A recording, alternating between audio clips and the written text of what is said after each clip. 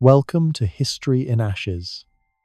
Here, we bring the past back to life, not with fire and fury, but with calm storytelling, quiet detail, and the voices of those who lived through it. And today, you and I are beginning a journey across the entire history of the Second World War, the deadliest and most transformative conflict in human history. Before we begin properly, let me leave you with a few facts that may surprise you. More people died in this war than the population of entire countries combined. Over 70 million human lives lost, nearly every 10th person alive at the time. The city of Leningrad endured a siege so long that parents sometimes had to choose between saving themselves or feeding their children. In Britain, rationing of food was so severe that an ordinary person might have lived for years with no more than 2 ounces of butter a week, barely enough to spread across 2 pieces of bread. And in the United States, a single automobile factory produced more military planes during the war than all of Italy combined. But before all of this devastation, there was a time fragile and uncertain when people believed the Great War, the so-called war to end all wars, had made another conflict impossible. They were wrong. Now, before we step deeper into the story, could I ask you for something simple? Slide down to the comments for me. Tell me where in the world you are listening from and what time it is there right now. It is always fascinating to imagine this story connecting people across time zones, from midnight in Sydney to morning in New York. And while you're at it, please consider subscribing to History in Ashes. Now let us get back to our story.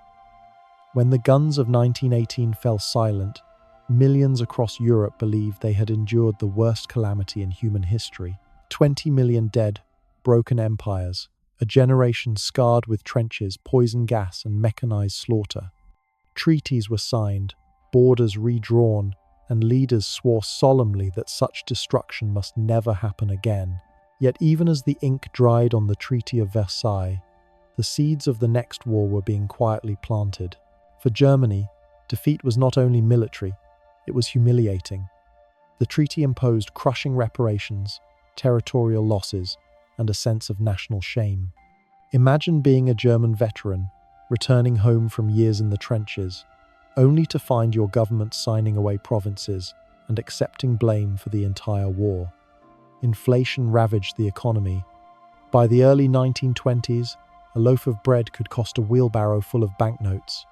Men who had once worn medals now stood in bread lines.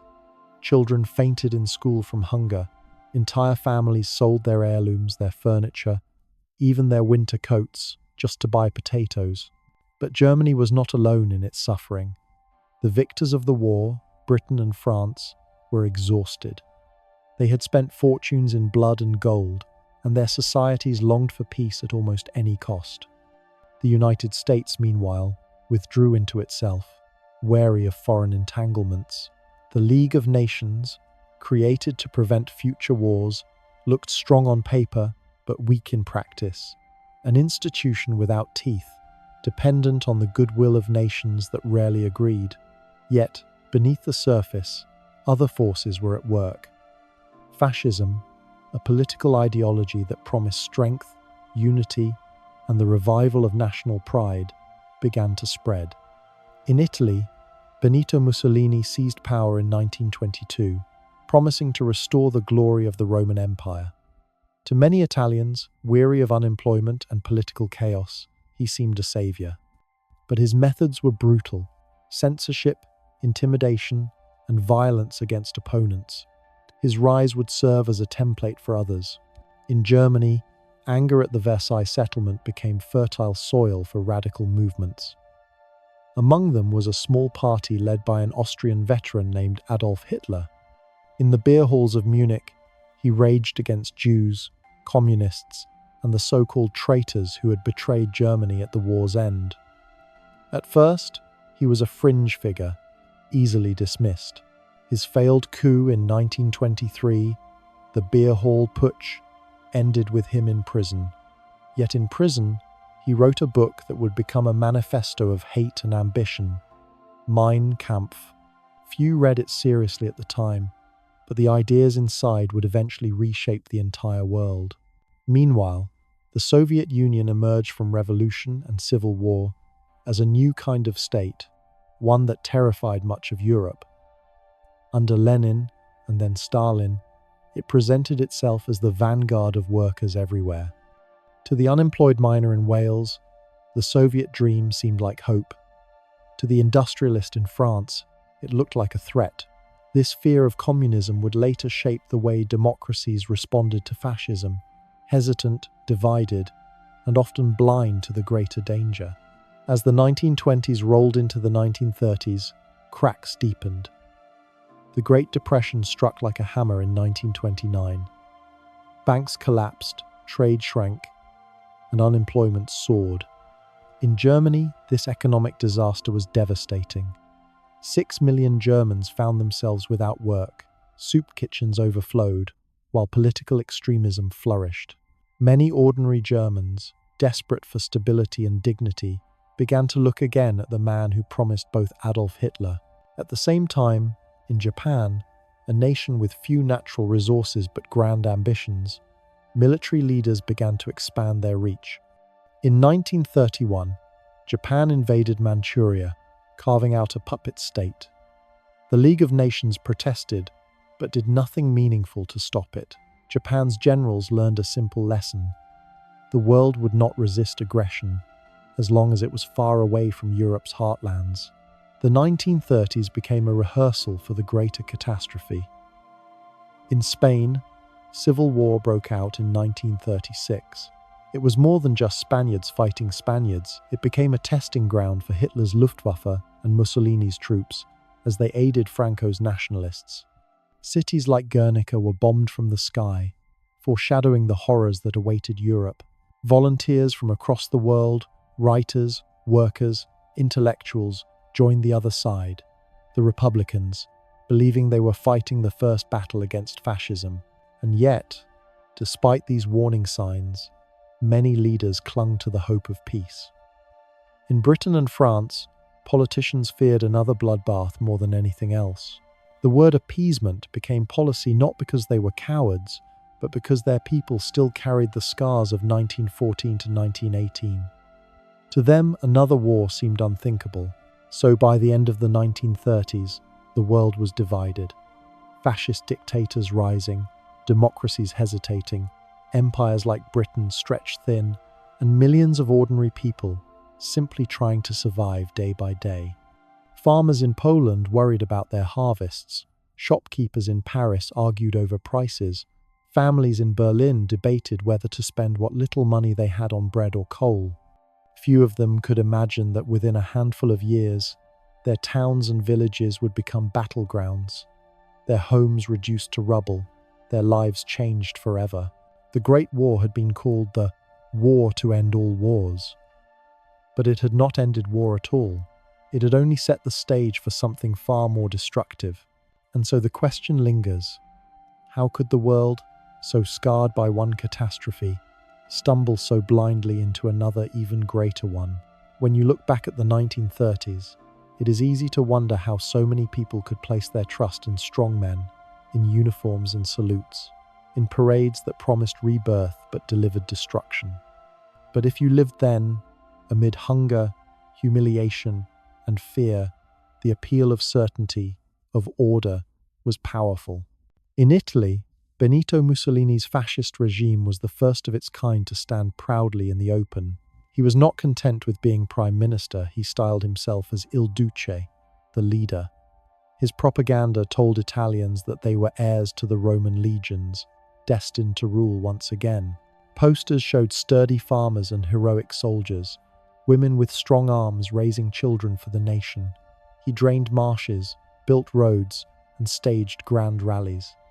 And for many Italians, especially in the early years, it seemed to work. Wages rose a little, trains ran on time, and the chaos of the post-war years quieted down. But beneath the spectacle was repression's secret police, banned opposition parties, and prisons for anyone who dared to speak freely. Germany, too, turned to a strongman. Adolf Hitler rose not in a sudden leap, but step by step, carefully exploiting crisis after crisis. By 1933, as unemployment gripped millions, His party, the National Socialists, became the largest in parliament. Some Germans supported him because they shared his hatred. Others simply wanted jobs, and many believed they were voting for a man who could restore dignity to their wounded nation. Hitler presented himself as both savior and soldier, a man who would tear up the hated Treaty of Versailles and make Germany strong again. Once he became Chancellor, the transformation was swift. The Reichstag fire gave him an excuse to crush opponents. The Enabling Act gave him dictatorial powers. Within a single year, trade unions were banned, opposition parties dissolved, and even children were enrolled in the Hitler Youth. The swastika flag was raised not only over government buildings, but over schools, factories, and homes. Daily life itself was drawn into the orbit of the new state. Teachers taught racial doctrine alongside mathematics. Radio broadcasts carried Hitler's speeches into kitchens, and workers were told their labor was not for themselves, but for the nation. And yet, even as freedoms vanished, there was a strange sense of relief among many. Crime fell, roads were built, vacations were organized by state programs. For a nation humiliated and broken less than 2 decades earlier, the sense of movement, of national purpose, felt intoxicating.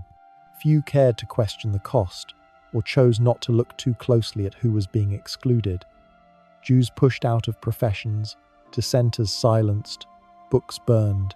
Japan's path was different but parallel. Unlike Germany and Italy, it had been on the winning side of the First World War. But in the decades after, Japanese leaders felt slighted by Western powers. Their empire was growing, yet they were not treated as equals by Britain, France, or the United States. At home, population growth strained resources. Industrialists and militarists began to argue that Japan needed more land, more materials, more space to secure its future. In 1931, Japanese troops staged an incident in Manchuria, using it as a pretext to seize control. The civilian government in Tokyo protested, but the army ignored them. From then on, the generals began to dominate politics. For ordinary Japanese citizens, life became shaped by loyalty and sacrifice. Textbooks spoke of the emperor as a divine figure. Families sent their sons to the army with pride, even as they feared they would never see them again. By the mid-30s, Japanese society was increasingly militarized, and its foreign policy increasingly aggressive. Across the continent of Europe, democracy seemed weak and hesitant. In France, political parties quarreled endlessly, governments fell one after another, and extremist groups clashed in the streets. In Britain, leaders were cautious, unwilling to take risks or spend heavily on defense. Across Eastern Europe, fragile democracies crumbled into authoritarian regimes. Hungary, Romania, Poland, all governed by leaders who promised order above liberty. It is easy, from our modern perspective, to forget how new democracy was in much of the world at that time. Women had only recently gained the right to vote in many countries. Millions of workers had only just begun to have a voice in politics. To many in the 1930s, democracy felt messy, unstable, even dangerous. Strong men promised something simpler: certainty. And yet, for those who lived under these regimes, daily life was not always about grand politics. It was about whether there would be food on the table, whether your wages would stretch to rent, whether your children would be safe in the coming winter. In Berlin, families went to the cinema to watch comedies and musicals, even as new laws targeted their neighbors. In Rome, people still gathered in cafes to drink espresso, talking of football matches as much as of Mussolini. In Tokyo, workers commuted on crowded trains, dreaming of a future where Japan would be respected on the world stage. Still, beneath these ordinary routines, the world was shifting. The dictators were testing limits, step by step, and the democracies were watching but hesitating.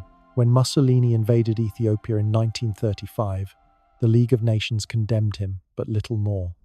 When Hitler reoccupied the Rhineland in 1936, a direct violation of the Treaty of Versailles. The French army could have stopped him easily. His generals later admitted that if France had moved, they would have had to retreat. But France did nothing. Hitler himself said later, "We had only to go, and the French did not shoot."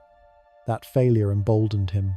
By the late 30s, it was becoming clear that the world was dividing into camps. On one side, the dictatorships, bound by ideology and ambition. On the other, democracies still clinging to peace. In between, the Soviet Union, suspicious of both sides, plotting its own survival. And in the background, the United States, still turned inward, insisting it wanted no part of European quarrels. The momentum of history was shifting, and ordinary people began to feel the tension. Letters from the time often spoke of unease, of a sense that something was coming. In Paris, one diarist wrote that, "The air feels charged, like before a storm." In London, newspapers reported debates in Parliament, but shopkeepers worried more about whether customers could still afford their goods. In Berlin, crowds cheered their Führer at rallies, while quietly whispering doubts at home. The rise of dictatorships was not just about leaders, it was about millions of small choices made by ordinary people. Choosing not to speak out, choosing to believe promises, choosing to look away when neighbors were persecuted. And it was also about survival. To question too loudly was dangerous. To resist was costly. For many, silence felt safer. By 1938, dictators stood tall, democracies looked fragile, and the world was balanced on the edge of something larger. The question was no longer whether another war might come, but when and how terrible it would be. So perhaps it is worth asking, what is it about fear and hardship that makes people surrender their freedom so easily to those who promise certainty? By the late 1930s, Europe was a continent caught between memory and fear. The memory of the Great War still lingered in every cemetery, in every scarred veteran sitting on a park bench, in every family missing a father or son. And the fear of another conflict, one that could be even worse, shaped nearly every political decision. In Britain and France, leaders did not want to fight. The British Prime Minister, Neville Chamberlain, was not naive or cowardly, as he is often remembered. He was a man haunted by the cemeteries of northern France, by the endless rows of white crosses that marked the last war. To him, and to millions of his countrymen, preventing another bloodbath was worth almost any concession. And so appeasement became not just a policy, but almost a prayer. If dictators were given some of what they demanded, perhaps they would be satisfied. Perhaps peace could be saved. Hitler understood this hesitation perfectly. In 1936, he sent German troops into the Rhineland, a region that the Treaty of Versailles had declared demilitarized. It was a gamble. His generals were nervous, knowing that if France responded, they would have to retreat.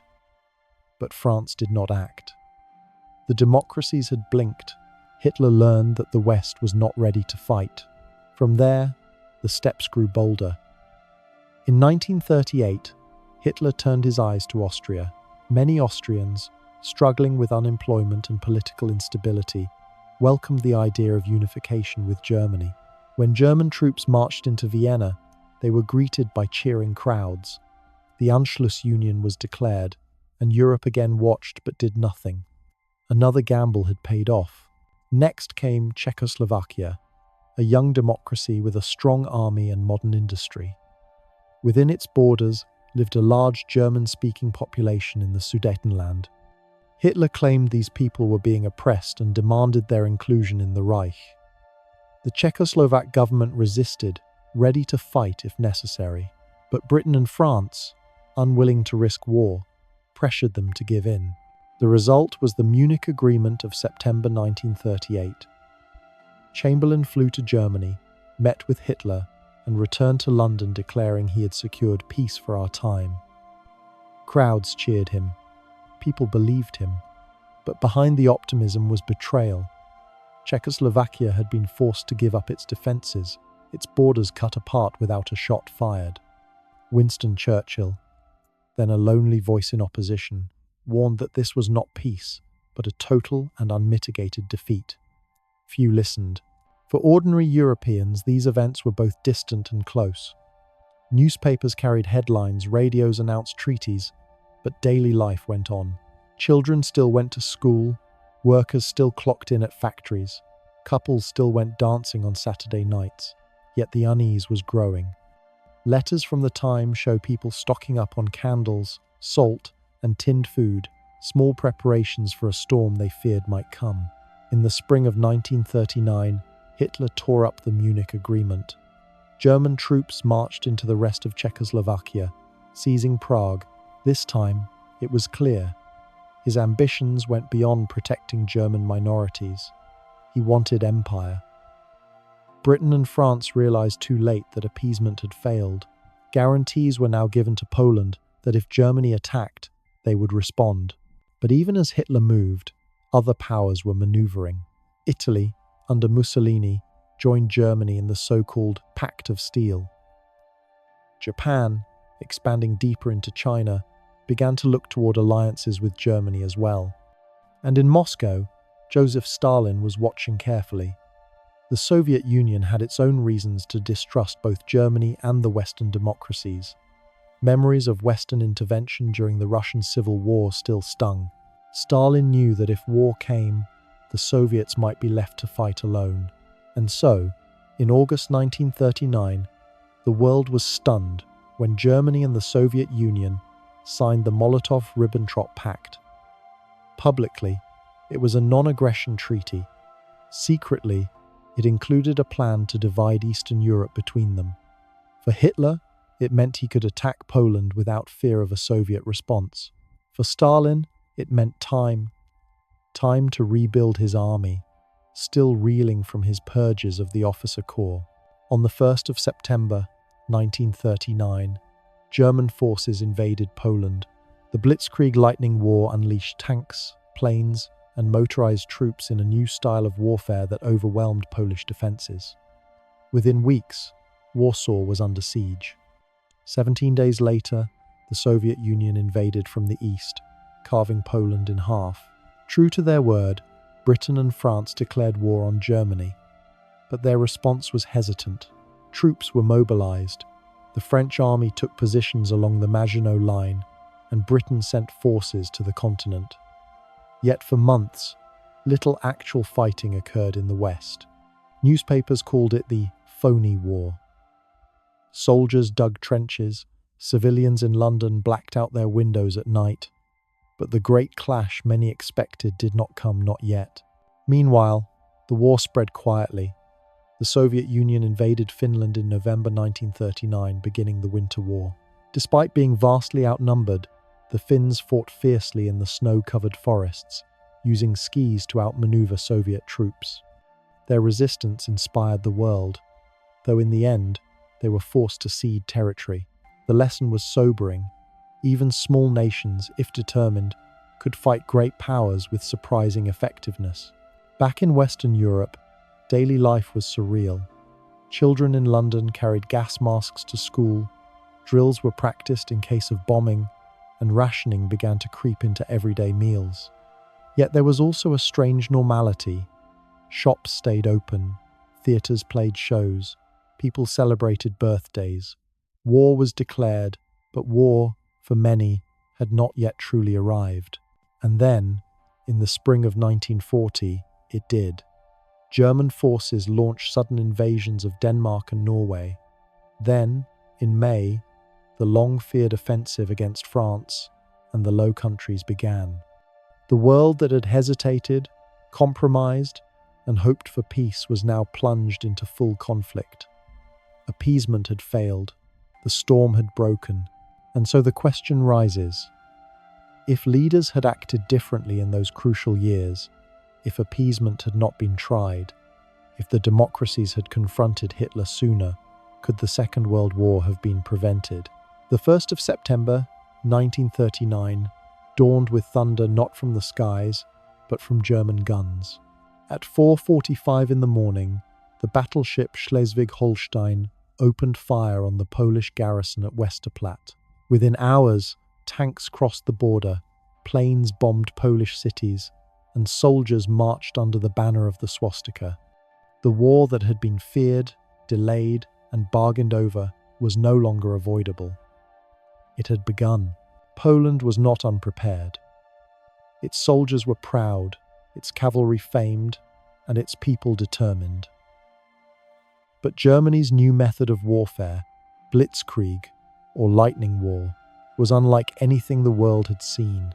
Tanks surged forward in columns, supported by aircraft that struck railways, bridges, and communication lines. Within days, Polish defences were shattered. Ordinary Poles bore the brunt. Villages were bombed, refugees crowded the roads, families fled with whatever belongings they could carry. One diarist wrote of seeing horses and carts crushed beneath tanks, of fields littered with abandoned possessions, coats, shoes, children's toys, scattered like fallen leaves. In Warsaw, civilians dug trenches in parks and prepared for siege, while the sound of air raid sirens became part of daily life. 17 days later, the second blow fell. Soviet forces crossed Poland's eastern border, fulfilling the secret pact with Hitler. Caught between two great powers, Poland's fate was sealed. By early October, resistance collapsed. Poland was divided. The West absorbed into Germany, the East into the Soviet Union. For Poles, occupation would bring a nightmare that lasted 6 years. Jews were herded into ghettos, intellectuals arrested, and the machinery of oppression began its grim work. For Britain and France, who had guaranteed Poland's independence, the invasion was a test of resolve. On the 3rd of September, both declared war on Germany. Sirens sounded in London, gas masks were distributed, and church bells rang. But declarations were not matched with immediate action. The British Expeditionary Force crossed into France, but fighting on the Western Front stalled. The months that followed became known as the Phony War. Yet life during the Phony War was not entirely still. In France, soldiers dug trenches and waited behind the Maginot Line, a vast chain of fortifications built to prevent a German assault. In Britain, civilians practiced blackouts, covering windows at night to keep cities hidden from bombers. Posters urged people to keep calm and carry on, though few felt calm. Children were evacuated from cities to the countryside, carrying small suitcases and name tags pinned to their coats. Families were separated, not knowing when or if they would reunite. The quiet ended in the spring of 1940. In April, German forces invaded Denmark and Norway. Denmark surrendered in hours, unable to resist. Norway fought longer, aided by British and French troops, but the Germans secured key ports and airfields. For the Allies, it was a harsh lesson. Germany could strike quickly and effectively anywhere in Europe. And then, in May, came the true storm. On the 10th of May, German armies surged into Belgium, the Netherlands, and Luxembourg. The Allies had expected an attack through Belgium, they had even planned for it. French and British troops rushed north to meet the threat, but Hitler's true blow came further south, through the Ardennes forest, a region thought too difficult for tanks. In reality, it became a highway. German armoured divisions poured through, bypassing the main French defences. The result was chaos. Allied armies in Belgium were cut off. In city after city, German tanks rolled forward, while dive bombers screamed overhead. Refugees once again clogged the roads, sometimes slowing the retreating Allied troops. Villages burned, bridges collapsed, and families fled with whatever they could carry in handcarts. By late May, the British Expeditionary Force and parts of the French army were trapped near the coastal town of Dunkirk. Surrounded by German forces, their situation looked hopeless. Yet what followed became one of the most remarkable rescues in history. From the 26th of May to the 4th of June, a fleet of more than 800 vessels, warships, fishing boats, merchant ships, and even small pleasure craft crossed the English Channel again and again. Under constant air attack, they carried more than 300,000 soldiers back to Britain. It was not victory, it was survival. As Winston Churchill later said, "Wars are not won by evacuations," but Britain would fight another day. France, however, would not. German troops pressed south, sweeping aside defences. Paris was declared an open city to spare it destruction, and on the 14th of June, German troops marched down the Champs-Élysées. The humiliation was complete. A nation that had once been the strongest military power in Europe fell in weeks. On the 22nd of June, France signed an armistice with Germany. Half the country came under occupation. The other half became Vichy France, a collaborationist regime. For ordinary French citizens, life under occupation was a strange blend of continuity and fear. Shops reopened, cafes served coffee made from acorns instead of beans, and trains ran, though increasingly under German control. But beneath this normality, there was hunger, rationing, and the ever-present danger of the Gestapo. Jews were forced to register, resistors were hunted, and silence became a survival strategy. In Britain, the fall of France was a shock like no other. For centuries, the Royal Navy had protected the island from invasion, but now, with Germany controlling the Channel coast, invasion seemed possible. Hitler prepared plans for Operation Sea Lion, the invasion of Britain. On the other side of the Channel, British families dug air raid shelters in their gardens, taped their windows against flying glass, and waited for what seemed inevitable. The war had transformed. What had begun as a distant conflict over Poland had become a struggle for survival across Europe. Democracies had fallen, dictatorships had triumphed, and Britain now stood alone. And so the question must be asked: if Britain had fallen in the summer of 1940, what would the world look like today? When France fell in June of 1940, the map of Europe was redrawn almost overnight. The swastika flew from the Atlantic coast of Norway to the Pyrenees of Spain. Only Britain remained isolated, vulnerable, and seemingly next on the list. Many across the world believed it was only a matter of time before the island was invaded and conquered. Yet Britain would not fall. Hitler's plan, Operation Sea Lion, depended on one thing: control of the skies. Without it, German troops could not safely cross the English Channel. And so, the battle for Britain became first and foremost a battle for air superiority. In July, German bombers began probing attacks on British shipping and ports. By August, the assault intensified. The Luftwaffe launched wave after wave of fighters and bombers across the Channel, aiming to destroy the Royal Air Force on the ground and in the air. But the RAF was ready. Though outnumbered, it had two crucial advantages. The first was technology: the Spitfire and the Hurricane, fast, maneuverable fighter planes that could match or even outfly their German counterparts. The second was radar, still a relatively new invention.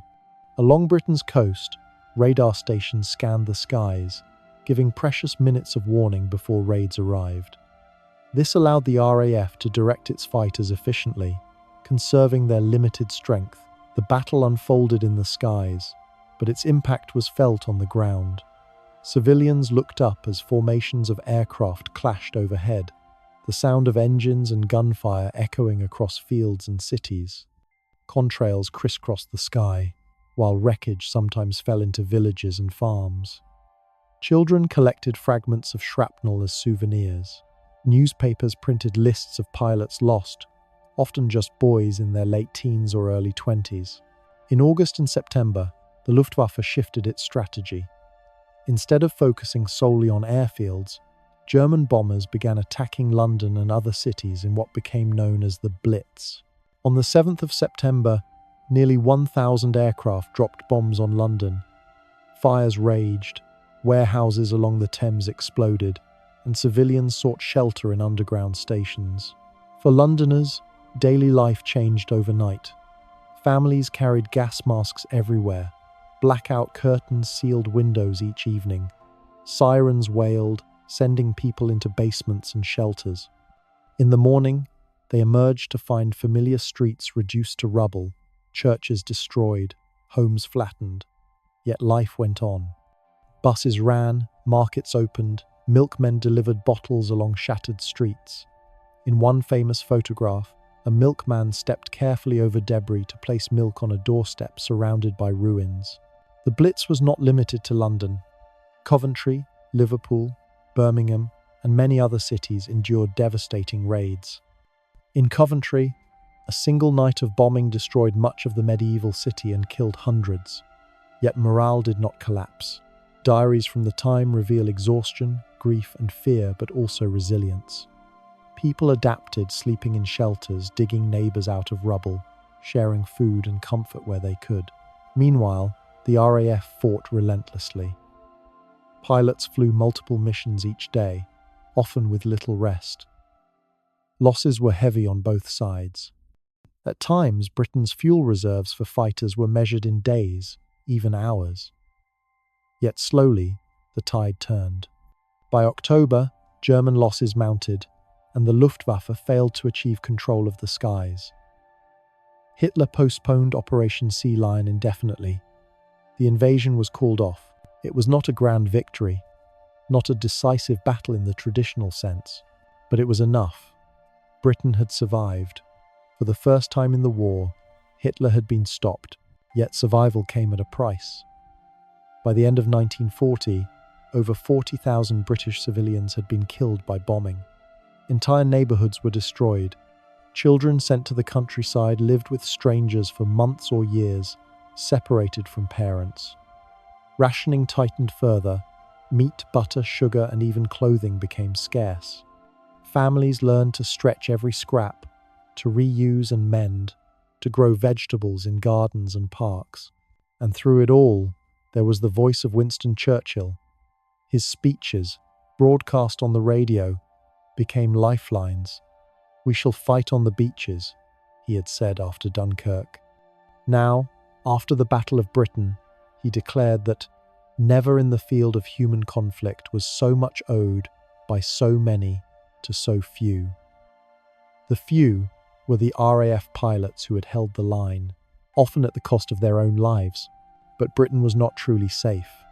The Blitz continued into 1941. Bombs fell not only on London but on provincial towns, on ports and factories, on schools and hospitals. Fires burned through the night. Fire brigades stretched beyond their limits. Families mourned in silence. And beyond the horizon, new threats loomed. Germany turned its eyes eastward toward the Soviet Union, while across the Atlantic, the United States remained officially neutral, though its factories and shipyards increasingly supplied Britain with weapons and food.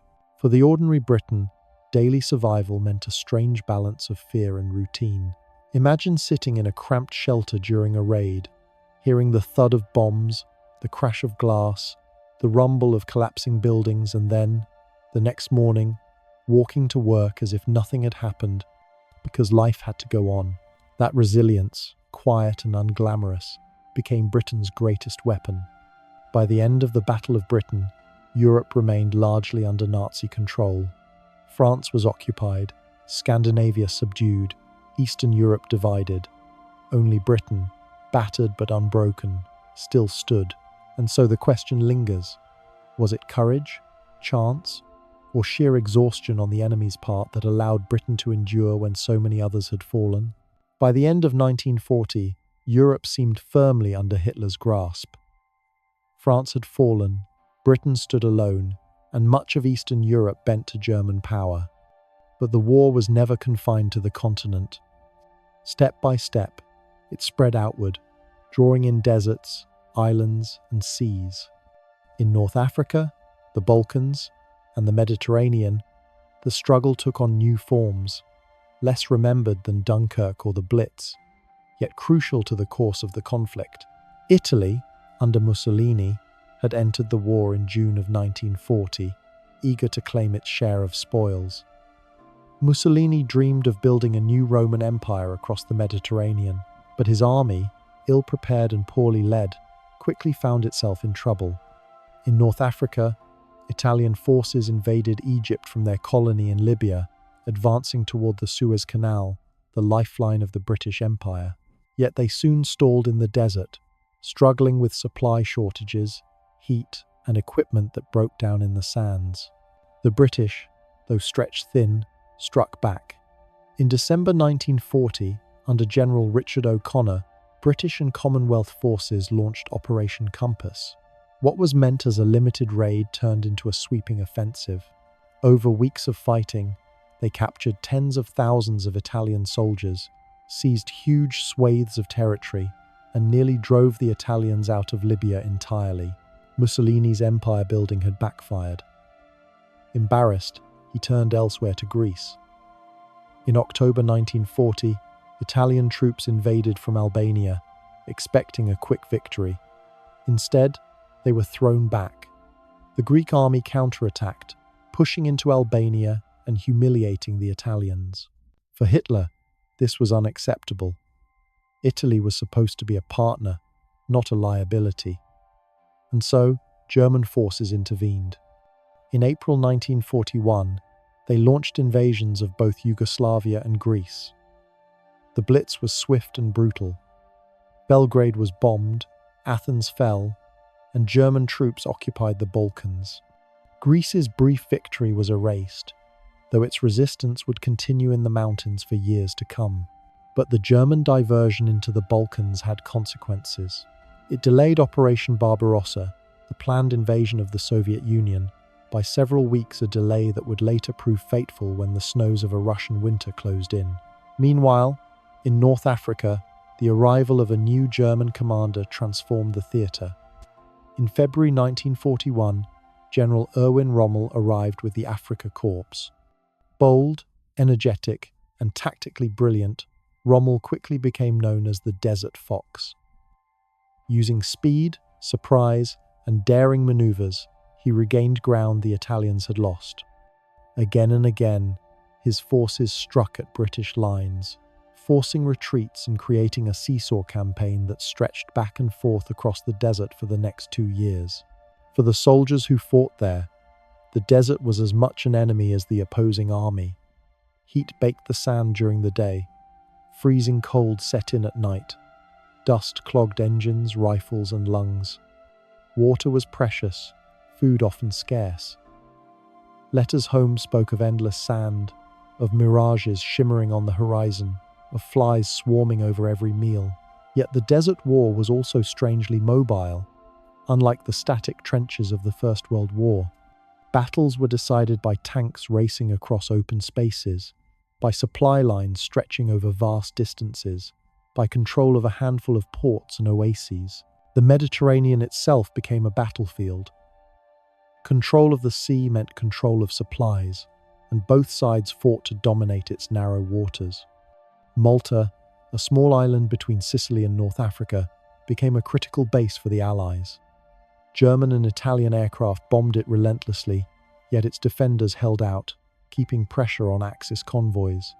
British submarines and warships hunted supply ships, while Axis forces sought to starve Britain's garrisons. For civilians, the Mediterranean War was devastating. In Greece, famine struck during the harsh winter of 1941-42.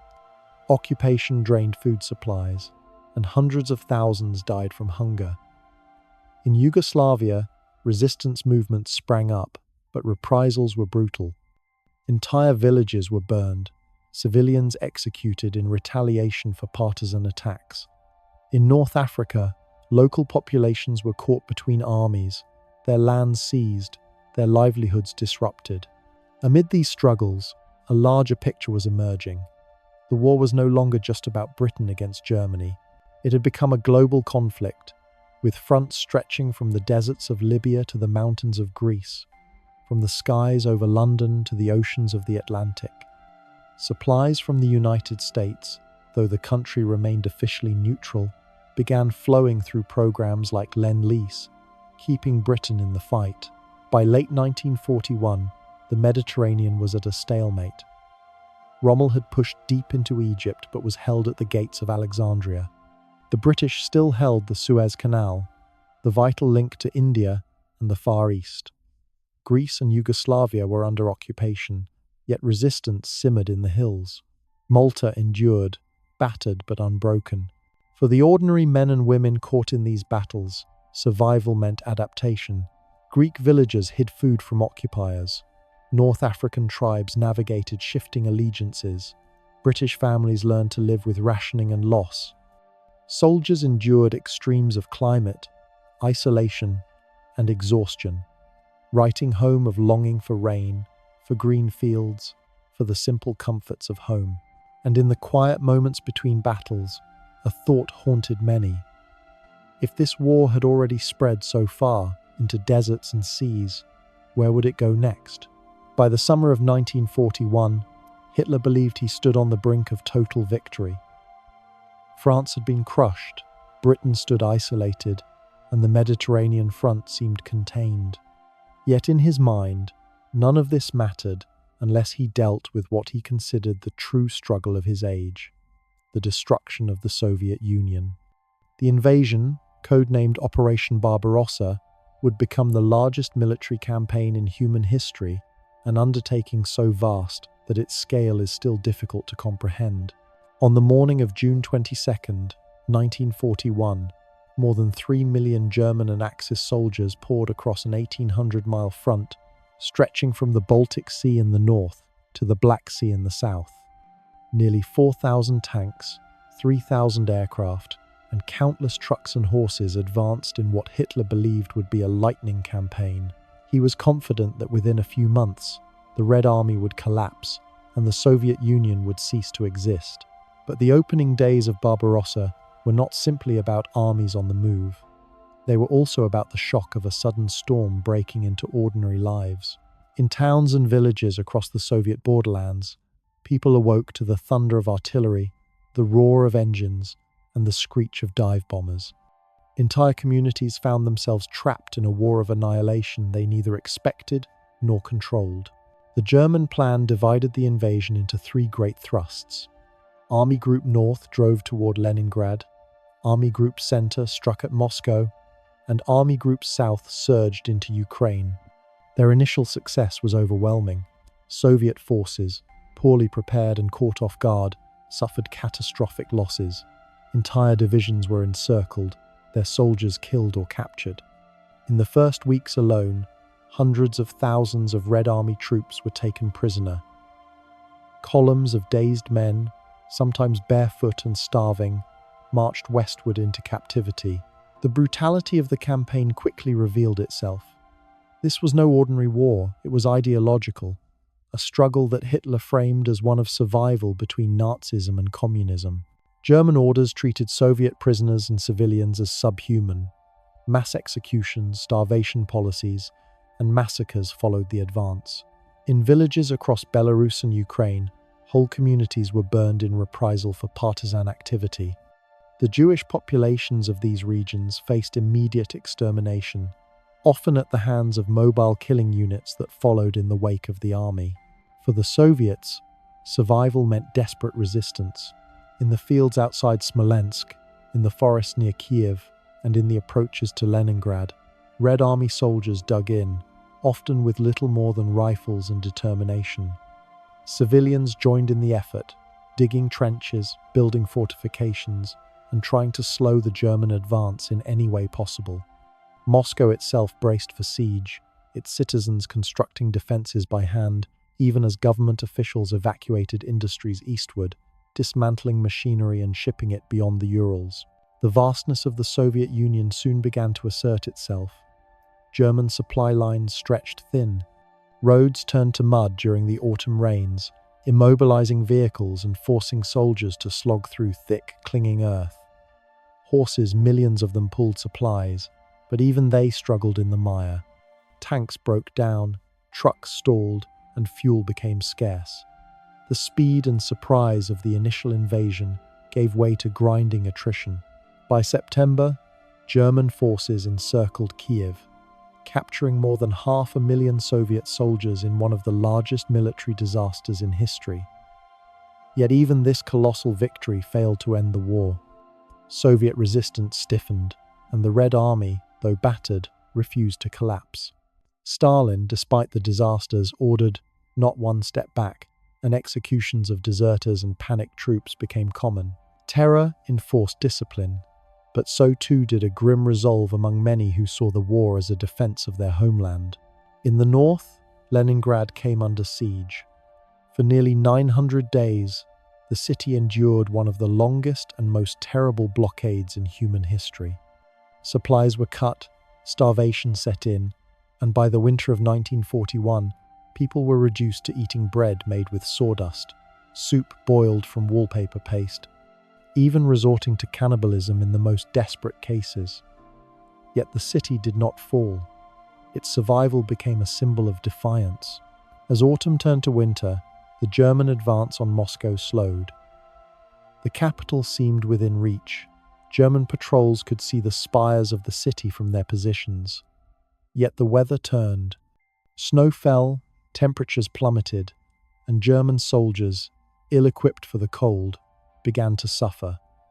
Weapons froze, fuel thickened, frostbite claimed thousands. The Wehrmacht, trained for blitzkrieg, was trapped in conditions it had not prepared for. Then came the Soviet counterattack. In December 1941, fresh Soviet divisions, some drawn from Siberia, where they had been guarding against Japan, struck back against the exhausted Germans. For the first time in the war, the Wehrmacht was forced to retreat. The myth of its invincibility was broken. For ordinary people, the first year of the Eastern Front was a lesson in extremes. Families fled burning villages, carrying what little they could. Others hid in forests, joining partisan bands that sabotaged German supply lines. In cities like Moscow and Leningrad, civilians endured hunger, cold, and terror from the skies. Soldiers on both sides faced exhaustion, fear, and the near certainty of death or capture. Letters home, when they could be written, often spoke not of victory or ideology, but of longing for warmth, for bread, for a future beyond the smoke and rubble. Operation Barbarossa was meant to be a quick, decisive strike. Instead, it opened a struggle that would become the central defining conflict of the Second World War. Millions were already dead, and millions more would perish before its end. Yet in the frozen winter outside Moscow, one truth became clear. The Soviet Union had not collapsed, and the war Hitler unleashed would not end quickly. And as German soldiers dug in for a long struggle they had not anticipated, one question lingered over both armies and civilians alike.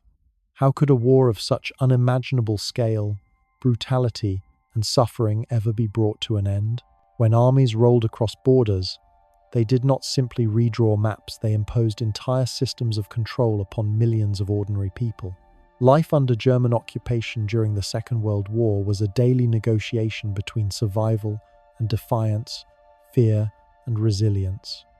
For those living in France, Poland, Norway, Greece, the Netherlands, Belgium, Yugoslavia, and beyond, the war was not only fought on battlefields, but also inside kitchens, markets, churches, and secret meeting places. The first thing that struck many civilians was how swiftly normal life vanished. In Paris, when German troops marched down the Champs-Élysées in June of 1940, the sight was both orderly and suffocating. Occupation meant curfews, strict rationing, censorship, and the daily presence of an occupying army that dictated even the smallest details of life. In Warsaw, it was harsher still. Neighborhoods were walled off, food supplies cut, and people lived under the constant shadow of violence and persecution. Food became the measure of survival. In France, bread rations shrank steadily, and black markets thrived. Families traded heirlooms or clothing for a few extra potatoes. In Greece, famine swept through the population after Axis forces requisitioned grain. People dug through refuse, boiled grass, and in the harshest months, children wasted away in the streets. Occupation was not only about politics or strategy, it was about empty stomachs and gnawing hunger. Yet even amid hunger and fear, resistance began to stir. It rarely looked like Hollywood stories of dramatic gunfights or heroic speeches. More often, it began quietly with a leaflet slipped under a door, a radio hidden in an attic, or a small act of sabotage against a supply line. Across Europe, countless individuals faced impossible choices: to collaborate, to remain silent, or to resist at extraordinary personal risk. In France, networks slowly formed into what became known as the Resistance. Men and women of all backgrounds, students, farmers, priests, even civil servants began to organize. They forged documents, guided downed Allied pilots to safety, and sent intelligence across the Channel. Rail lines were sabotaged, communications disrupted, and German soldiers harassed by guerrilla attacks. Resistance was never without cost. Arrests were brutal, torture common, and execution a frequent outcome. Yet despite these risks, people continued to fight in small, determined ways.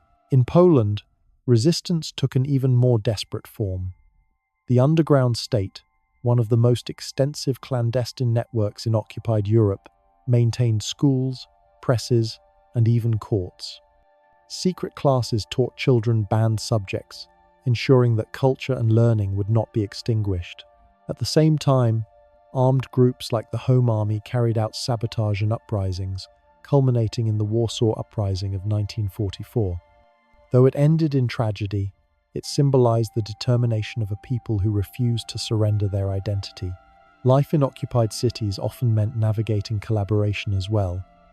In every country, some chose to cooperate with the occupiers, whether out of necessity, ideology, or self-interest. Shopkeepers sold to German soldiers, officials enforced Nazi decrees, and neighbors informed on neighbors. For ordinary citizens, the line between survival and collaboration was blurred. Accepting work in a German factory, attending German organized events, or even smiling at the wrong soldier could later be judged as betrayal. Resistance was not only a European story.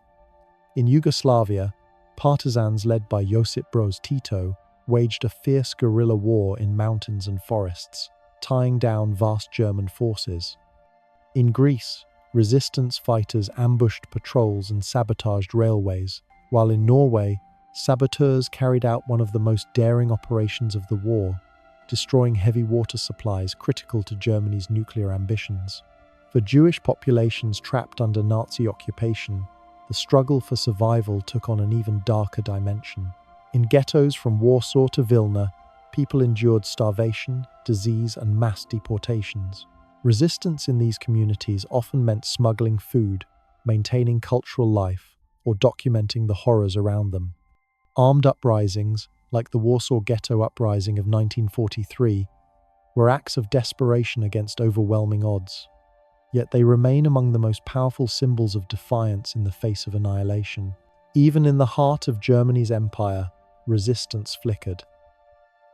Groups like the White Rose, led by students in Munich, distributed leaflets denouncing the regime. Their efforts were small, yet their courage echoed far beyond their numbers. Within the German military itself, conspiracies brewed, none more famous than the July plot of 1944, when officers attempted to assassinate Hitler and seize control of the state. Ordinary daily life under occupation was a constant test. Families had to hide their true thoughts, whispering only in trusted company.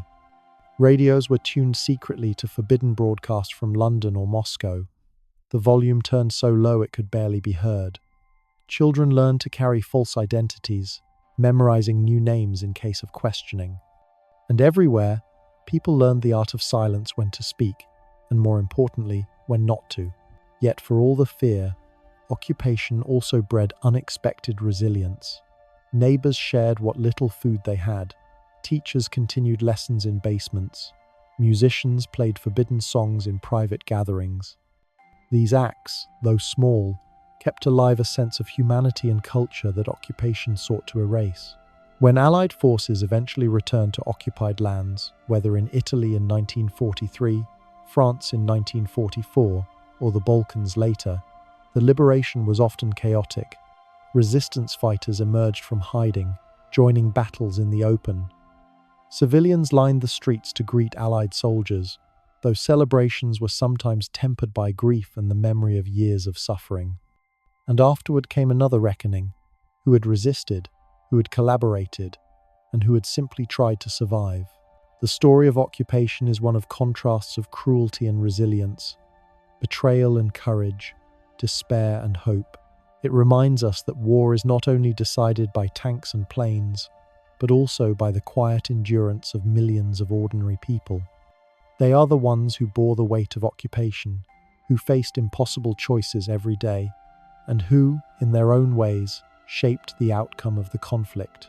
But if resistance flickered in the shadows of occupied Europe, it was the vast battlefields of the East that determined the scale of the war, which leaves us with a question.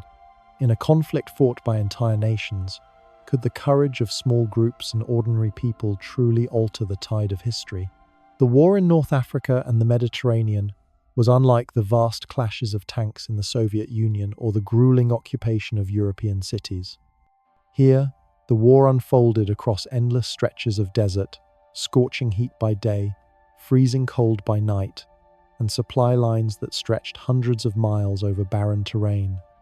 It was a theater shaped not just by armies, but by sandstorms, thirst, and the unrelenting struggle to maintain fuel and food. When Italy entered the war in 1940, Mussolini dreamed of building a new Roman Empire, with North Africa as its prize. Italian forces advanced into Egypt from their colony in Libya, hoping to seize the Suez Canal, the lifeline of the British Empire. But Italian forces, underprepared and poorly supplied, quickly faltered. By the end of that year, British and Commonwealth troops under General Archibald Wavell launched a counteroffensive that stunned the world. In a matter of weeks, they captured tens of thousands of Italian soldiers, pushing deep into Libya. It was this humiliation that forced Hitler to intervene, sending in a small but formidable German force known as the Afrika Korps, led by General Erwin Rommel. Rommel would earn his nickname the Desert Fox through daring maneuvers, lightning strikes, and an uncanny ability to exploit weaknesses in enemy lines. His presence transformed the Desert War into one of constant back-and-forth battles, with towns like Tobruk, Benghazi, and El Agheila changing hands again and again. Life for the soldiers in this theatre was grueling. Sand got into every piece of equipment, clogging rifles, grinding down engines, and wearing away boots. Water was rationed to a trickle, sometimes less than a single cup per day. Flies swarmed in the thousands, drawn to food and sweat, making every meal a torment. Men lived in dugouts carved into sand dunes, exposed to the burning sun and the freezing nights. Yet despite the conditions, battles raged with tanks kicking up plumes of dust, artillery echoing across the desert, and aircraft dogfighting over the wide open skies. For civilians in North Africa, the war was another kind of burden. In Egypt, villages along the Nile watched armies march past, unsure whether they would be occupied by Axis or Allied troops the next day. In Libya and Tunisia, local populations endured bombings and shortages, caught in a war that was never theirs to begin with. Some communities supported resistance or provided aid to passing soldiers, while others suffered reprisals when suspected of helping the enemy. One of the most critical struggles in this campaign was for supplies. In the desert, fuel was as vital as bullets. Convoys of trucks carrying water, food, and fuel became lifelines, and both sides fought fiercely to cut them off. The British Royal Navy and Air Force targeted Axis supply ships, crossing the Mediterranean from Italy to North Africa. Submarines prowled the waters, sinking precious cargoes. German and Italian forces retaliated with bombing raids on Allied bases in Malta, a small island that became one of the most heavily bombed places of the entire war. The resilience of Malta's defenders was extraordinary, and the island's survival played a key role in cutting Axis supply lines. By 1942, the Desert War reached its climax at the Second Battle of El Alamein. British forces, now under the command of General Bernard Montgomery, faced Rommel's Afrika Korps in a decisive showdown. For 12 days, the desert shook with artillery, mines exploded beneath tanks, and waves of infantry pressed forward. Finally, the Allies broke through, pushing Rommel's forces into retreat. Churchill would later declare, "Before Alamein, we never had a victory. After Alamein, we never had a defeat." It was not the end of the Desert War, but it marked a turning point. As Rommel retreated westward, the Allies opened a new front with Operation Torch in late 1942. American and British forces landed in Morocco and Algeria, marking the first major American involvement in the European theatre for many US troops. This was their first taste of combat, and the learning curve was steep. Early battles exposed inexperience and logistical challenges, but gradually American forces adapted, working alongside their British counterparts. The convergence of Allied forces from the east and west eventually trapped the Axis in Tunisia. By May 1943, more than 250,000 German and Italian troops surrendered, a defeat almost as large as Stalingrad. North Africa was firmly in Allied hands. The victory in North Africa opened the way to the Mediterranean. The Allies turned next to Sicily in the summer of 1943, launching Operation Husky. Amphibious landings, airborne drops, and fierce fighting against German and Italian troops brought the island under Allied control within weeks. The invasion toppled Mussolini from power. His own fascist council voted him out, and he was arrested. Though Germany swiftly occupied much of Italy and reinstated Mussolini as a puppet leader in the north, the illusion of Italian strength was shattered. The invasion of mainland Italy that followed proved far more difficult than expected. German forces, entrenched in the rugged mountains and valleys, fought stubbornly. The advance up the Italian peninsula was slow, bloody, and marked by infamous battles such as Monte Cassino, where ancient monasteries were reduced to rubble. Towns were destroyed, civilians displaced, and progress measured in mere miles gained after weeks of combat.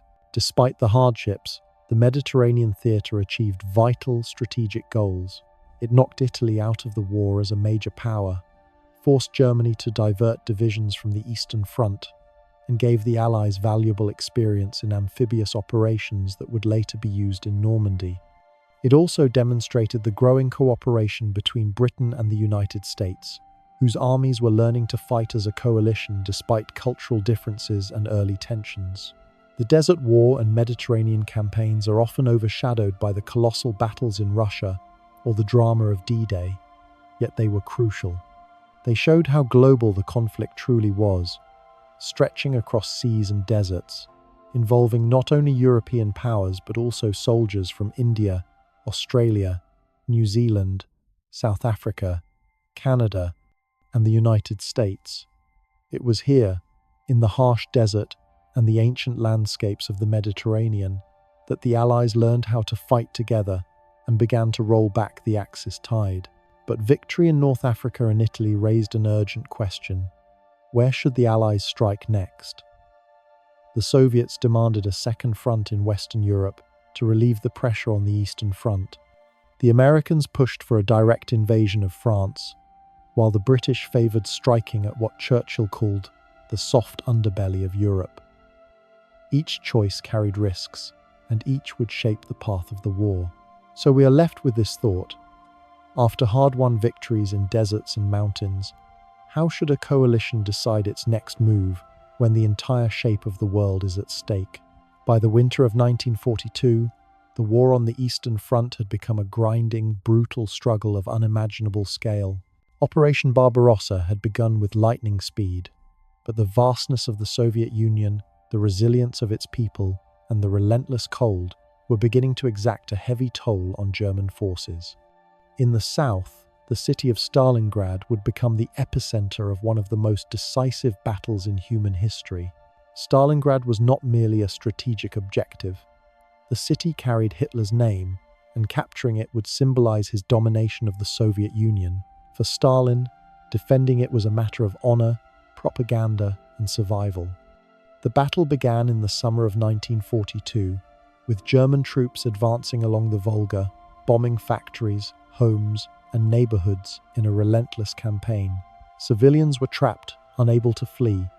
Many hid in basements or were forced into work battalions, clearing rubble or assisting in the defense, while the streets became a maze of barricades, ruined buildings, and sniper fire. Fighting in Stalingrad was brutal and intimate.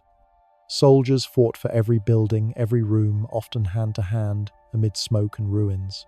The city became a charnel house. Piles of debris, shattered factories, and burned-out tanks littered the streets. Civilians were caught between the crossfire, starving, freezing, and living under constant bombardment. Letters and diaries from the time speak of people using horses, dogs, or even children's sleds to carry water or food, navigating streets that were effectively battlefields. Winter set in, and with it came the horror of the Russian cold. Temperatures dropped below -30 degrees Fahrenheit. Frostbite claimed countless fingers and toes. Weapons froze. Engines refused to start. Yet the fighting did not stop.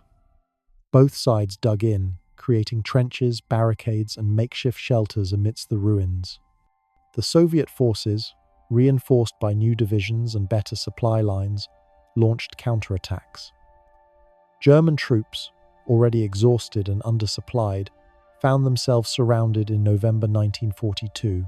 The encirclement at Stalingrad was total. More than 200,000 Axis troops were trapped, facing starvation, freezing temperatures, and unrelenting Soviet attacks. Hitler ordered them to hold their ground, forbidding retreat. Supplies were attempted via airlift, but the effort was insufficient. Slowly, hunger and disease eroded the German defenses. By February 1943, the remaining German forces surrendered. Nearly 190,000 were taken prisoner, many of them never to return home. Stalingrad was a turning point. The myth of German invincibility was shattered. On the Soviet side, losses were staggering as well. Estimates range from 700,000 to over 1 million killed, wounded, or missing. Yet the city held, and the Soviets began pushing westward, regaining territory inch by bloody inch. After Stalingrad came another pivotal confrontation, the Battle of Kursk in July 1943. Here, German forces launched Operation Citadel, aiming to pinch off a massive Soviet salient. Anticipating the attack, the Soviets had fortified their defenses with deep trenches, minefields, artillery emplacements, and anti-tank positions. The largest tank battle in history ensued, with thousands of armored vehicles clashing across open fields. Kursk demonstrated the changing nature of warfare on the Eastern Front. It was no longer simply about speed and surprise. Logistics, intelligence, and preparation were critical. The Germans, despite their tactical skill, were slowed by fortified defenses and the sheer resilience of Soviet forces. After weeks of fighting, the offensive failed, and the Soviets launched their own counteroffensive, pushing the Germans steadily westward. The human cost of these battles was staggering. Soldiers on both sides endured starvation, frostbite, disease, and constant bombardment. Civilians were displaced in the millions. Entire towns and villages were reduced to rubble. Railways, bridges, and farms were destroyed, making survival itself a struggle. Diaries from the period recount children scavenging for scraps, elderly villagers burying the dead, and soldiers writing home about the unbearable stench of battlefields littered with corpses. Yet amid this suffering, there were acts of resilience and courage. Soviet citizens dug defensive positions under artillery fire, transported ammunition through forests, and repaired roads and bridges while under bombardment. Partisans operated behind German lines, sabotaging railways and communication lines, often at the cost of their own lives. Ordinary people became soldiers of survival, each action contributing to a broader war effort that spanned thousands of miles. The Eastern Front was also a theatre of extremes. The scale of operations, the ferocity of combat, and the suffering of both civilians and soldiers were unlike any other in history. Entire divisions could be annihilated in a single day. Cities vanished from maps. And yet, the war ground on, propelled by ideology, necessity, and the will to survive. By the end of 1943, the strategic momentum had shifted. The Red Army was no longer retreating. It was advancing, reclaiming territory lost in the previous 2 years, and forcing German troops into defensive positions. Stalingrad and Kursk demonstrated that even the most disciplined, well-equipped army could be stalled and defeated when faced with resilience, preparation, and the vastness of the Soviet landscape. For civilians across the occupied Soviet territories, life remained a daily struggle. Hunger, displacement, and the constant threat of violence defined existence. Yet amid the chaos, human endurance manifested in small but vital ways. Families shared meager rations, communities rebuilt homes, and children continued to attend clandestine schools where they could. These quiet acts of survival were as crucial as the battles themselves, shaping the course of the war in ways armies often could not. And so the question arises, if Stalingrad and Kursk had gone differently, if the German advance had not been halted, how much longer could the Axis have dominated Europe and beyond? Could the resilience of ordinary people truly decide the fate of nations on such a scale? By the latter half of 1943, the Allies had secured North Africa, and the question of where to strike next had become urgent. The decision fell on Italy, the so-called soft underbelly of Europe. Yet what the Allies found was anything but soft. Mountains, rivers, fortified towns, and determined German defenders transformed the Italian campaign into a grinding struggle, testing soldiers and civilians alike. The invasion began in Sicily in July 1943. Amphibious landings, airborne assaults, and careful coordination allowed the Allies to capture the island within weeks. For Italian civilians, the arrival of Allied forces brought hope, confusion, and fear. Towns had been bombed, infrastructure destroyed, and families displaced. People emerged from basements and countryside hideouts to see foreign soldiers marching through their streets. Some welcomed them, others were cautious, unsure of what the new occupiers might demand. Mussolini was deposed in July 1943, and Italy officially surrendered. Yet Germany quickly moved to occupy northern and central Italy, rescuing Mussolini and installing him as the head of a puppet state. The peninsula became a battlefield for 2 years, as German forces entrenched themselves in fortified lines stretching from the Alps to the Adriatic, from the Tyrrhenian coast to the Apennines. The Allied advance was slow and deadly. Battles like Monte Cassino exemplified the challenges faced. The monastery, perched atop a hill, dominated the surrounding valley. Both sides recognized its strategic importance. Weeks of aerial bombardment reduced the centuries-old structure to rubble, yet German forces maintained their positions, using the ruins as defensive cover. Infantry assaults, artillery exchanges, and relentless shelling turned the valley into a wasteland. Civilians had fled long before, but the echoes of suffering were everywhere in the destroyed homes, shattered farms, and scarred landscape. The Apennine Mountains offered further obstacles. Narrow roads, steep inclines, and dense forests made mechanized advances difficult. Soldiers slogged through mud, ice, and snow, often carrying heavy packs over rugged terrain. Supply lines were stretched thin, artillery shells and food sometimes arrived days late. Casualties mounted not only from enemy fire but from exposure, fatigue, and disease. Yet the Allies persisted, step by step, through valleys and passes, slowly driving German forces northward. For ordinary Italians, life during this campaign was a test of endurance. Many had already endured fascist rule and aerial bombardments. Now, with front lines shifting repeatedly, civilians faced requisitions of food, forced labor, and the constant threat of violence from both retreating Germans and advancing Allies. Villages were destroyed, roads mined, and families displaced. Children scavenged for firewood, adults carried water from distant streams, and elderly people endured the cold, often living in homes stripped of furniture and supplies. The liberation of Rome in June 1944 was both symbolic and strategic. Allied forces entered the city with relatively little resistance from German troops, who had withdrawn to defensive positions further north. For Italians, the event brought immense relief. After years of fascist rule, occupation, and war's destruction, the sight of Allied soldiers marching along familiar streets felt like a return to hope. Church bells rang, and people lined the streets, some with tears in their eyes. Yet the jubilation was tempered by the awareness that the war was far from over. Northern Italy remained a battleground, and the German army still held formidable positions. The campaign up the Italian peninsula continued for months. Towns like Florence, Bologna, and Anzio became sites of protracted combat. The Allies encountered stubborn German resistance, using defensive lines, mines, and artillery to slow the advance. Infantry assaults were costly, with soldiers facing sniper fire, mortar shells, and treacherous terrain. Casualties on both sides were high, and progress was measured in miles gained over weeks of fighting. Amid the military struggle, civilians adapted to survive.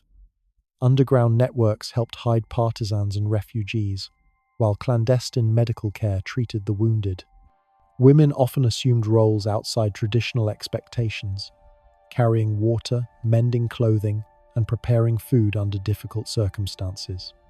Children, too, participated in small ways, guiding soldiers, carrying messages, or simply learning to navigate the dangers of shifting front lines.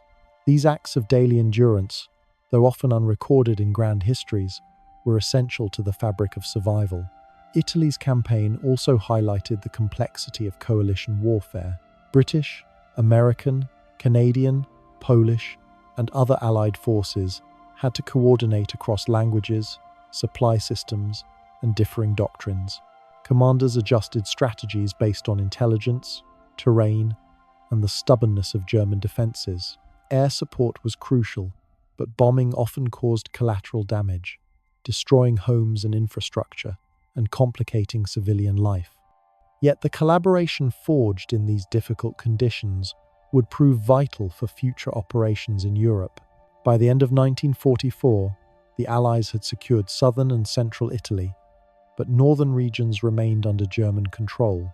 The campaign demonstrated that even so-called soft underbellies could resist, and that victory often came through endurance, coordination, and the ability to adapt to terrain, weather, and human resolve. The Italian campaign was also a reminder that war is rarely quick or clean. Cities were reduced to rubble, landscapes scarred, and ordinary people subjected to repeated displacement and fear. Soldiers endured extremes of climate, exhaustion, and relentless combat. And yet, for all the suffering, small acts of humanity, sharing food, aiding the wounded, preserving cultural landmarks persisted, shaping the moral and practical outcomes of the conflict. And so the question lingers. In a war that stretched across continents, how much did the endurance, courage, and resilience of ordinary people, both soldiers and civilians, determine the ultimate course of history?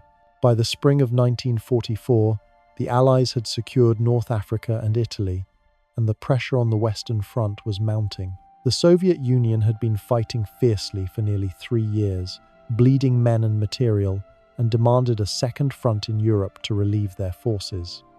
The decision fell to the Allies. They would invade northern France, a massive amphibious operation that would become known as D-Day. Planning for D-Day, codenamed Operation Overlord, was meticulous. Months were spent gathering intelligence, training troops, and coordinating forces from multiple nations. Airborne divisions were prepared to drop behind enemy lines, while thousands of ships, landing craft, and transport vessels amassed in southern England. The objective: secure a beachhead in Normandy and begin the liberation of France. The invasion commenced on the 6th of June, 1944.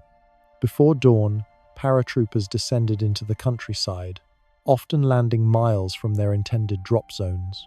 Soldiers stumbled into hedgerows, flooded fields, and enemy fire. Many never reached their units, yet their actions disrupted German defenses, cut communication lines, and helped pave the way for the amphibious assault that followed. At dawn, over 150,000 men landed on 5 beaches: Utah, Omaha, Gold, Juno, and Sword. German defenders were entrenched, their positions fortified with machine guns, mines, and artillery. On Omaha Beach in particular, American forces faced a deadly gauntlet. Soldiers disembarked into chest-deep water, under fire, struggling to advance across sand strewn with obstacles and fallen comrades. Casualties mounted in minutes. Yet despite chaos and devastation, troops pushed forward, using small hedgerows, craters, and smoke to gain ground. The scale of the operation was staggering. Tens of thousands of ships ferried men, tanks, and supplies across the English Channel. Bombers and artillery targeted German positions, but the results were uneven. In some areas, fortifications remained intact, forcing infantry to improvise. Engineers cleared mines and obstacles while under fire. Medics treated the wounded on open beaches, exposed to the same dangers as the combatants. Ordinary soldiers faced a mix of terror, exhaustion, and determination, often relying on instinct and training rather than grand strategy. For civilians in Normandy, the invasion brought both hope and fear. Towns had been under German occupation for nearly 4 years. Residents hid in cellars, barns, or forests as fighting tore through their streets. Many were forced to evacuate as battles raged. Homes and farms were destroyed, crops burned, and infrastructure obliterated. Yet the arrival of Allied forces also signaled liberation, and in villages freed from German control, small celebrations erupted amid the ruins. The days following D-Day were marked by a slow, methodical push inland. Roads were clogged with supply convoys, ambulances, and armored vehicles. Fields and hedgerows became defensive positions for both attackers and defenders. The Bocage countryside, a patchwork of fields bordered by thick hedgerows, proved challenging, allowing German defenders to conduct ambushes and counterattacks.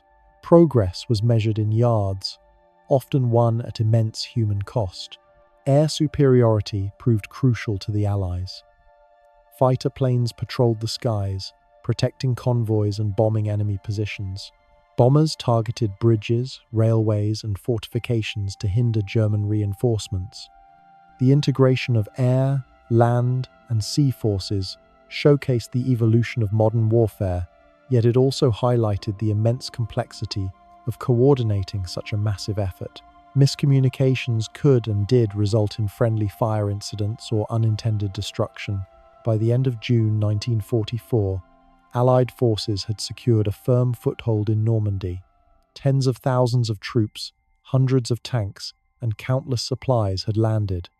Casualties were high, more than 10,000 men killed, wounded, or missing on the first day alone, but the beachhead held. The operation was a testament to planning, bravery, and the endurance of ordinary soldiers facing extraordinary circumstances. The liberation of Western Europe then unfolded over months of combat. Towns such as Caen, Cherbourg, and Carentan became focal points of battles involving infantry, armor, and artillery. Civilians were again caught in the crossfire, often fleeing from town to town, living in fields, barns, or makeshift shelters. Yet local populations assisted the Allies in many ways, providing guides, food, and intelligence, while quietly sabotaging retreating German forces. Resistance movements, dormant under occupation, sprang into renewed action, aiding supply lines and gathering intelligence. One of the most notable aspects of the campaign was the role of ordinary soldiers and civilians. The battles were won not only by strategy and firepower, but by countless small decisions. A soldier choosing to cover a comrade under fire, a civilian guiding troops through a safe route, a medic risking their life to treat the wounded in bombed-out towns.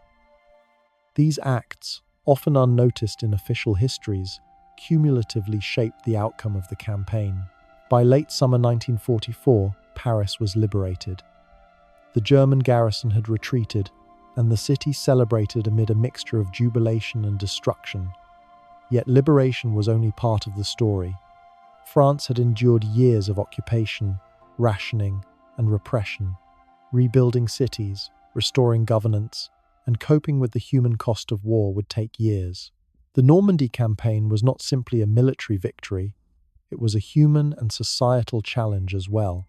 As the Allies continued to push eastward toward Germany, one lesson became clear. In total war, success relies on more than generals, tanks, or planes.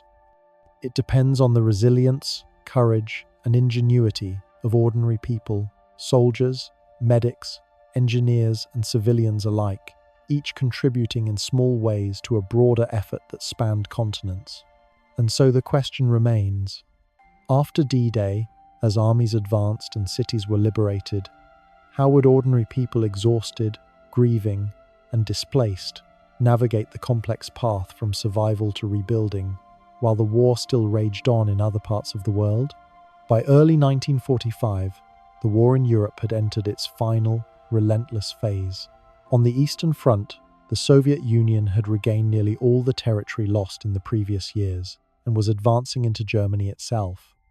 Cities that had once been centers of German control were now engulfed in a new wave of destruction as the Red Army pushed westward.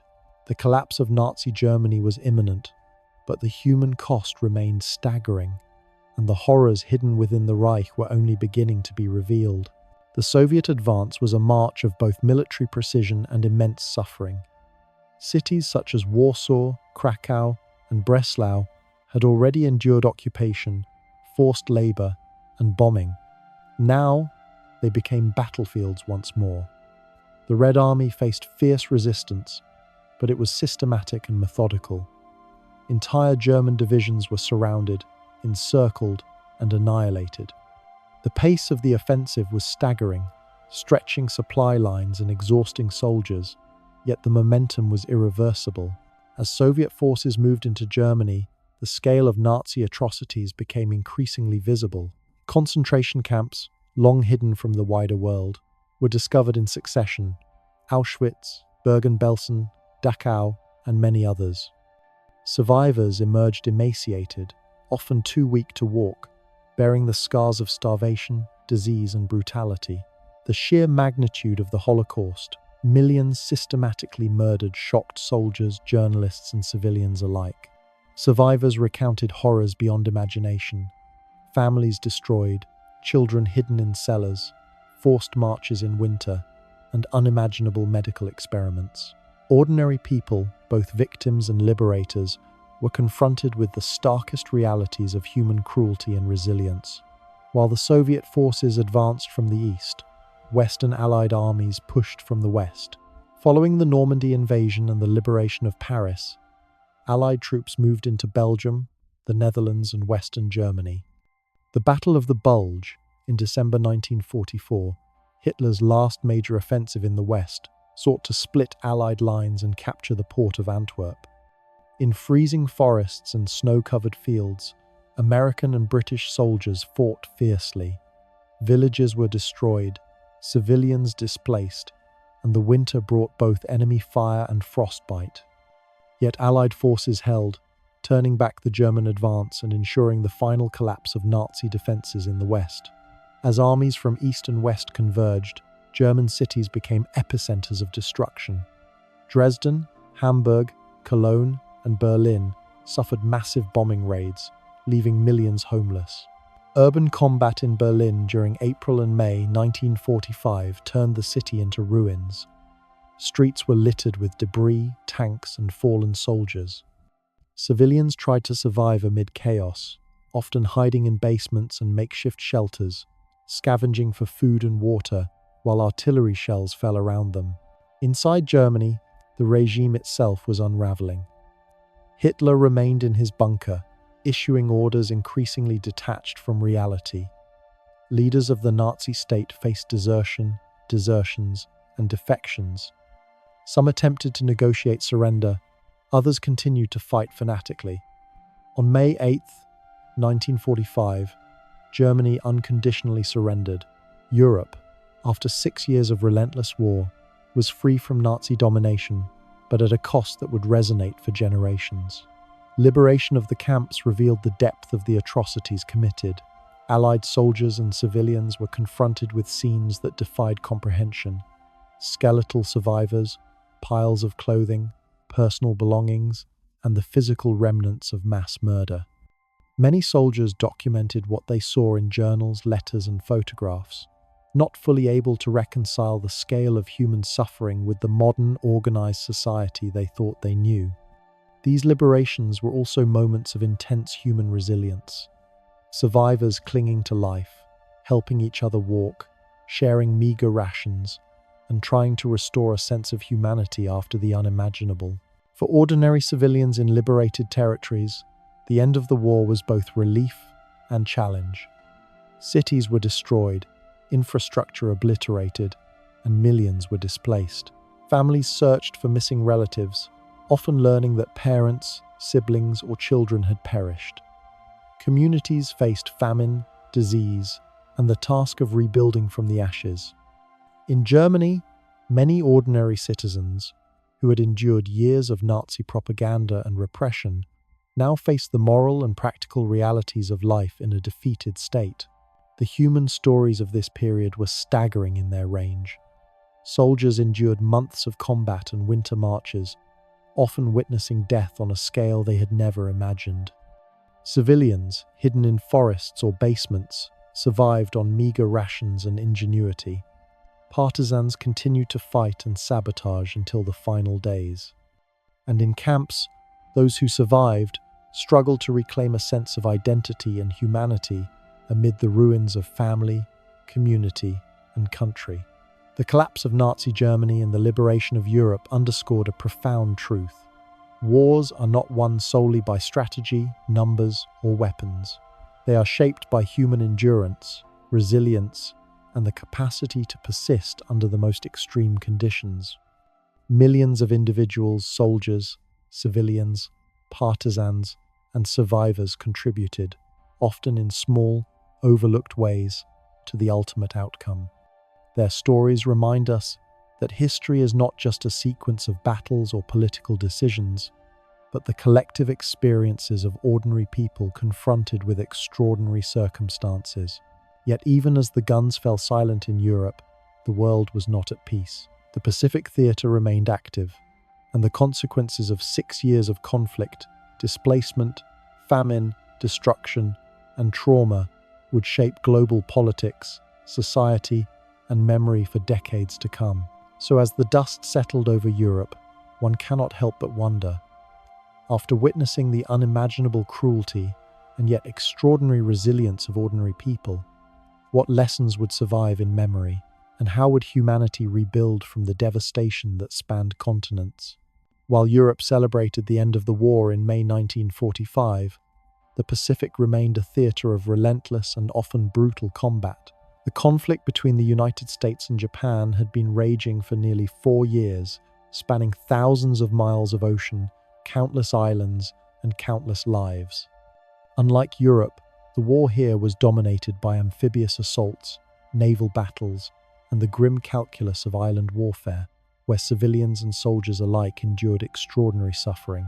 By early 1945, the United States had been advancing steadily across the Pacific, capturing strategic islands such as Guadalcanal, Tarawa, Saipan, and Iwo Jima. Each victory came at tremendous cost. Soldiers faced tropical diseases, sweltering heat, and treacherous terrain.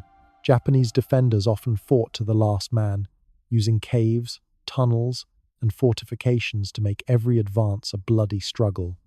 Casualties were high on both sides, and local civilians often found themselves trapped amid crossfires, forced labor, or brutal reprisals.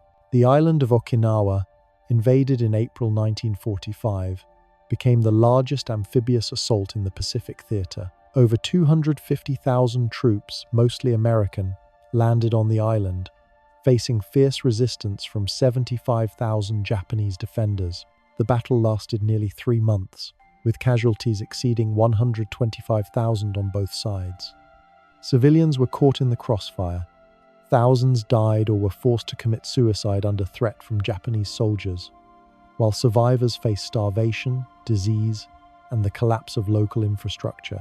As the cost of conventional warfare mounted, American commanders faced a grim question. How could Japan be forced to surrender without an even greater loss of life? Japan, though battered, showed no willingness to capitulate. Kamikaze attacks targeted Allied ships, and fortified islands demanded months of bloody combat. It was in this context that the decision was made to use a new, terrifying weapon, the atomic bomb. On the 6th of August, 1945, the United States dropped the first atomic bomb on Hiroshima. The city, home to over 350,000 people, was devastated within moments. Tens of thousands were killed instantly. Many more succumbed to radiation sickness, burns, and injuries in the days and weeks that followed. The scale of destruction was unprecedented, the sheer power of a single weapon staggering in its efficiency. Survivors Hibakusha would bear the physical and psychological scars for decades, their lives forever altered by a moment of unimaginable force. 3 days later, a second bomb was dropped on Nagasaki. The impact was similarly catastrophic, killing tens of thousands and leveling the city. The Japanese leadership, confronted with destruction beyond comprehension and the certainty of more to come, finally agreed to surrender. On the 15th of August 1945, Emperor Hirohito announced Japan's surrender, bringing an official end to the Second World War. Yet even in the final days, ordinary people endured extraordinary hardships. Civilians in bombed cities scavenged for food, shelter, and medicine. Soldiers on isolated islands faced weeks or months of starvation, disease, and uncertainty before learning of the surrender. Prisoners of war, many held for years in harsh conditions, were freed, though their physical and emotional scars persisted. Across the Pacific, life slowly began to return, but the cost of years of war, the destruction of cities, the loss of millions of lives, and the trauma carried by survivors was irreversible. The use of atomic bombs remains one of the most controversial decisions in history, raising questions about ethics, necessity, and the human cost of ending war. From a strategic perspective, the bombs accelerated Japan's surrender and likely prevented a prolonged invasion of the mainland, which was projected to result in millions of additional casualties. Yet from a human perspective, the instant devastation, civilian deaths, and long-term radiation effects exemplified the terrifying consequences of modern warfare. Across the Pacific, rebuilding began amid the ruins. Cities had to be reconstructed from the ashes, economies restarted, and societies reconciled with the trauma of war. Former soldiers returned to homes that had changed beyond recognition, and civilians attempted to reclaim lives interrupted by years of occupation, displacement, or devastation. Ordinary people, teachers, farmers, shopkeepers, nurses, engineers played a central role in this reconstruction, turning survival into renewal and trauma into resilience. The Pacific Campaign also highlighted the extremes of human endurance. Soldiers carried heavy packs across treacherous beaches under fire. Civilians hid in caves or improvised shelters for months. Prisoners of war survived forced marches, malnutrition, and abuse. Each life preserved, each act of resistance, each gesture of care or courage contributed to the ultimate outcome, underscoring the importance of ordinary human agency even in a war dominated by massive military machines. And so the question arises, after Hiroshima, Nagasaki, and the surrender of Japan, how would humanity reconcile the immense power it had harnessed with the fragility of life, and what lessons would survive for future generations to prevent such devastation from recurring? With the surrender of Japan in August 1945, the Second World War officially ended. Yet the end of fighting did not mean the end of suffering, displacement, or the immense work of rebuilding. Cities lay in ruins, economies were shattered, families destroyed, and millions of lives permanently altered. The world faced an unprecedented task: to recover, to reckon with the horrors witnessed, and to rebuild in a way that might prevent such devastation from ever happening again. Europe, in particular, faced staggering challenges. Germany, a nation that had once dominated the continent, was divided into occupation zones by the Allies. Berlin itself, a city that had been a center of Nazi power, was reduced to rubble. Survivors struggled to find food, clean water, and shelter amid the chaos. Displaced persons filled camps, many of them refugees, former forced laborers, or concentration camp survivors. Entire families had perished, leaving children orphaned and communities fractured. Ordinary people, civilians who had endured occupation, hiding, and displacement, now had to navigate a destroyed world where survival was still uncertain. In France, the liberation brought relief but also challenges. Cities had been bombed, roads destroyed, and infrastructure crippled. Villages had to rebuild homes, reopen schools, and restore services. Resistance fighters, once hidden in shadows, were now integrated into post-war life, often facing moral and legal dilemmas about their actions during occupation. Communities struggled to reconcile with collaborators, to rebuild trust, and to honor those who had sacrificed their lives in secret or open defiance. Eastern Europe faced a different reality. The Soviet Union had pushed the German army back across vast distances, liberating territories but leaving a trail of destruction. Cities and villages were in ruins. Survivors dealt with trauma, starvation, and the loss of loved ones. Political change was sweeping. Governments aligned with Moscow emerged, and the groundwork for what would become the Eastern Bloc was being laid. Ordinary citizens, whether through forced adaptation or choice, had to navigate a world in which freedom, occupation, and ideology were intertwined in complex and often painful ways. In Asia, Japan faced both defeat and occupation. The atomic bombings had left Hiroshima and Nagasaki devastated, but the entire country suffered from years of resource scarcity, bombing, and war-related destruction. Millions were homeless or starving.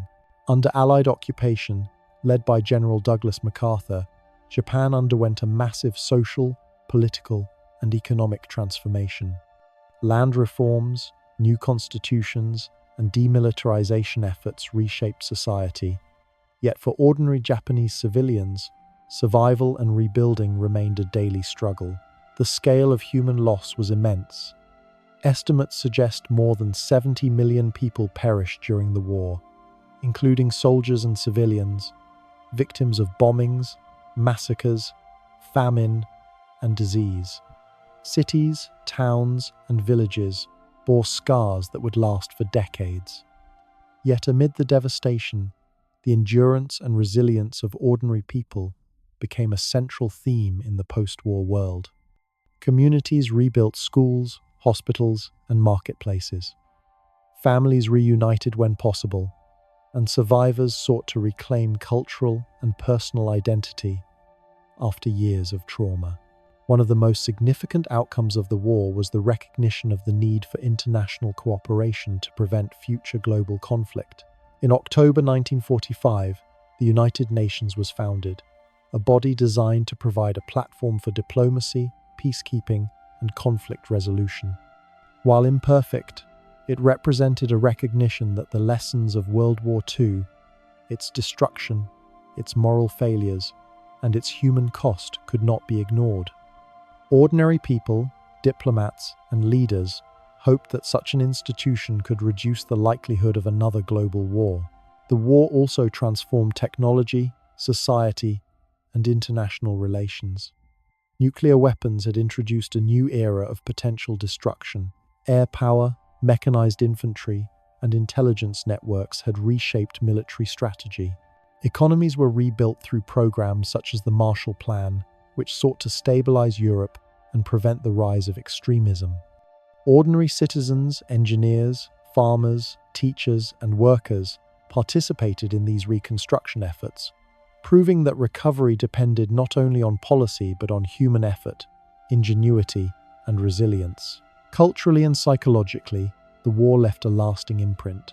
Literature, art, and film began to explore both the horrors and the quiet acts of courage witnessed during the conflict. Memoirs and diaries of soldiers, survivors, and ordinary citizens preserved stories that might otherwise have been lost. These narratives revealed not just the scale of destruction but the intimate details of human endurance: a mother smuggling food to children in hiding, a soldier risking his life to save a comrade, a teacher running clandestine classes for displaced children.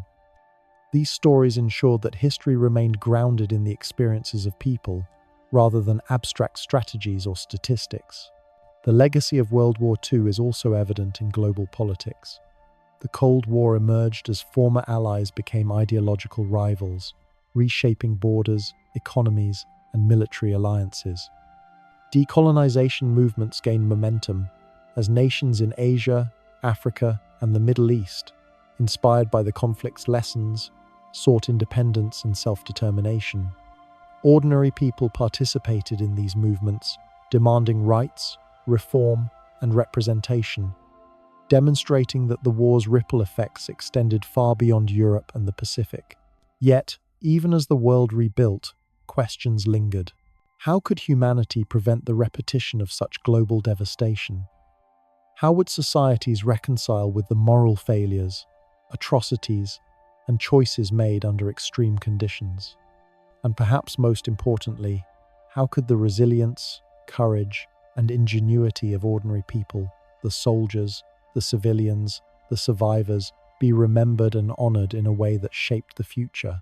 In reflecting on the aftermath of World War II, it becomes clear that the story of the war is not only a story of armies, battles, and political leaders. It is a story of human endurance, resilience, and survival. It is a story of ordinary people navigating extraordinary circumstances, making decisions in the face of fear, hunger, and death, and contributing in ways both small and monumental to the shaping of history. The world that emerged in 1945 was scarred, yet it was also a testament to the capacity of humanity to recover, rebuild, and strive toward a more peaceful and just future. And so, as we look back on the vast sweep of World War II, from the deserts of North Africa to the frozen plains of the Eastern Front, from Normandy's beaches to the islands of the Pacific, we are left with a reflection that is both sobering and inspiring. History is not only written by leaders and generals, but by the countless ordinary lives that endure, resist, and rebuild. In the ashes of conflict, humanity persists,